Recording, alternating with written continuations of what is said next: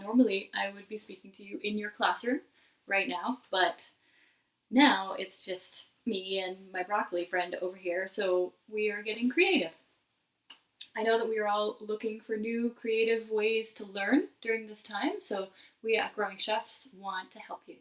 Now, our spring program is normally delivered in classrooms grade 1, 2, and 3, but we will be throwing in some things for older kids as well. And you know what? The adults in your life are probably going to learn something new also. We will be planting a windowsill vegetable garden together. You heard that right. We're going to be growing veggies inside. We will have fun conversations about food and cooking, and we will spend time in the kitchen tasting new things together. I don't know what's more fun than food, and thankfully we can still engage with food right now. So, you will be hearing not just from our Growing Chef staff, but from some of our volunteers as well, our chef friends, our smart nutritionists, sage gardeners, and all-around awesome food lovers are helping us create these lessons for you. Let's get started.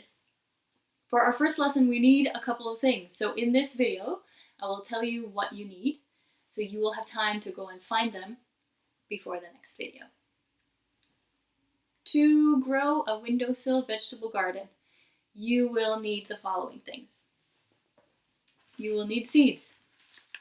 So for our windowsill vegetable garden, we're going to use some plants that are easy to grow at this time of year, and will grow quite quickly so that we can see some results. Okay, so we will be growing peas, beans, and greens. So if you have the ability to find peas, beans, and greens to grow in our windowsill vegetable garden, you can join us. Okay, so it can be any kind of peas, any kind of beans, and any kind of greens or lettuce or kale or anything that you can find. Okay, those things we will grow. Now, what do we grow them in? We need some soil. So in the next video, we will explain to you what soil is and what it does for our plants. But the thing that you need to know right now is that we need some soil. It can be potting soil, it can be planter box mix. It can be whatever you can find.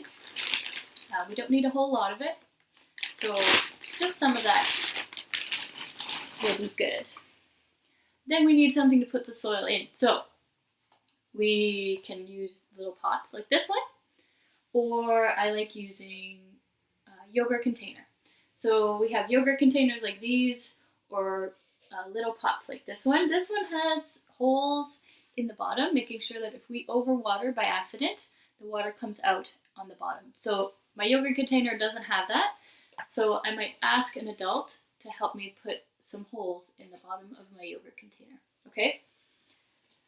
So we have yogurt containers for our peas and our beans. They need a little bit more room for their roots, so we'll have the high ones for our peas and beans. For our greens, we don't need that much space, so we'll use a Tupperware container or a shallow planter if you have one of those. Anything that's about this deep will do just fine. Okay. Next thing we need is water. To grow food, we need water. So we need something that holds water. Really, if you have one of these, great. If you don't, perfectly fine. A cup or a glass will do just fine. If you have one of these, amazing. This will make sure that we don't overwater, and it's quite easy to water with one of these. So if you have one of those, make sure you put it all in your gardening corner. That's another thing. We need a place to put all of this. Okay, so what we use is a windowsill. If you have a ledge under your window that would fit these containers, that's great. If you have a little table that you can put up against the window that we can put these plants on, also great.